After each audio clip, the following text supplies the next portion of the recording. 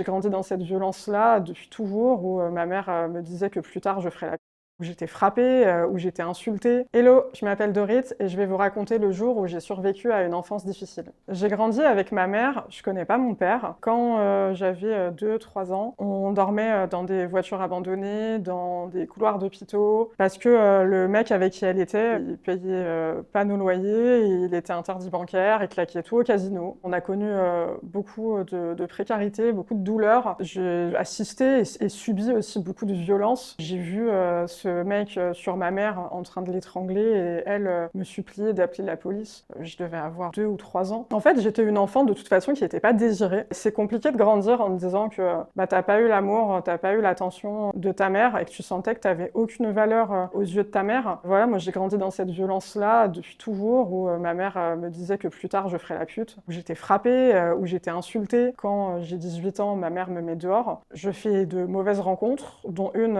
qui a failli me coûter la vie, et je décide de revenir chez ma mère. La 3e fois où elle me met dehors, à 19 ans, je choisis de ne pas revenir parce que ses derniers mots ont été j'espère que tu vas te faire violer et je vais vider ton livret A pour te laisser sans rien. Donc là, je me dis, même si je dois crever sous un pont, je ne reviendrai jamais chez elle. Et là, je suis prise en charge par une association pour jeunes sans-abri à Nice qui me place en foyer de jeunes travailleurs. À mon premier emploi, je suis encore en période d'essai et ma mère arrive et hurle devant ma responsable, devant les clients, c'est une merde, vous n'auriez jamais dû l'embaucher. J'ai passé 1 heure à pleurer dans la réserve. L'empathie a pris le dessus et je me suis dit, ma mère a eu une vie très très très difficile. Elle a été traitée en esclave en Israël depuis toute petite. La vie, elle lui a laissé aucune chance, la vie l'a détruite. Donc je me suis dit, protège-toi, mais quand même, essaye d'être là pour elle parce que ma mère, elle a personne. Mais en fait, c'était toujours la même chose pendant des années. Je vais la voir au téléphone le matin, elle va me dire, c'est l'amour de ma vie, je t'aime. Et puis le soir, je vais avoir un SMS, j'aurais dû t'avorter, Dieu, il aurait dû te tuer à la naissance. Moi, j'ai grandi dans une famille